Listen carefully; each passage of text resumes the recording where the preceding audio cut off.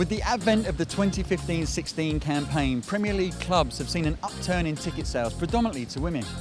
With our women's teams performing so amazingly well over the past year, I've come to London today to ask the question if there's any relationship between the two and to find out if going to a match could potentially be the next girls' night out. I was joined earlier by World Cup winner Maggie Alphonsi to get her take. Well, thanks for joining us, Maggie. I wanted to ask you, what was the most enjoyable part of being within a team environment, do you think?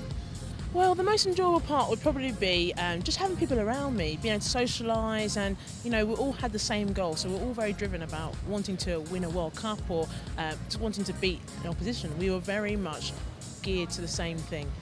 Now, it seems that women are buying a lot more sports tickets these days.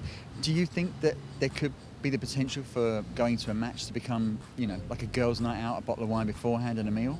Do you know what? I think it's starting to be the way now. So I guess people who are, fans of sport really go because they want to go and watch the sport. But what we need to try and do is try and get more women and girls to want to come down to sport, but maybe see it in a different way. Like you said, more of a girls' night out, like going to the horse racing, because it's a nice evening out, or like you said, having a nice dinner beforehand. So it's more of a social event as opposed to just going to watch a game of football or rugby. Sure. Now, I've noticed that your sports hero, your role model throughout your career has been Denise Lewis.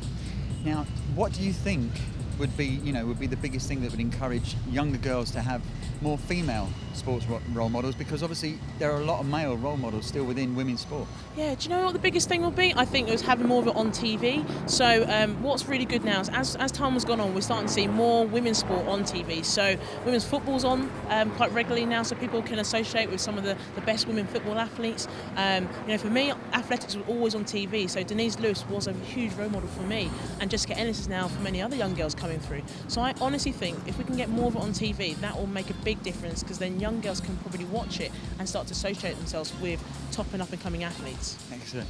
Now, the Rugby World Cup and the Men's Football World Cup, obviously they're on terrestrial TV. Now, it seems to me that the ladies' sport is only on pay-per-view, so like for example Sky and BT Sport. Do you think that's detrimental to women's sport?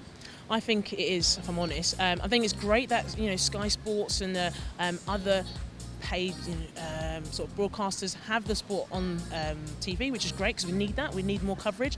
But like anything, when you put it on your terrestrial TVs, it makes a huge difference. Like we saw the Women's Football World Cup, it was on BBC, and that made a big difference because more people could just switch on and just watch it. The challenge on having it on prepaid TV is that if people can't afford it, they won't watch it.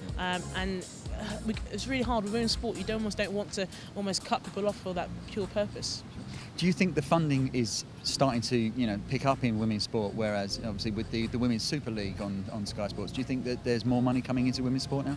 Definitely. I mean, because it's now more on TV, we're starting to see big organisations start to look at it and go, brilliant, I really want to put my sponsorship name to that. Like with the cricket, we've got Kia, their car brand, who wants to associate themselves with it. Same with women's football, we've got SSE, which have made a big difference, and rugby, we've got our sponsors as well. So what we're starting to see now is more big corporate organisations be willing to put their name out there because it's on TV.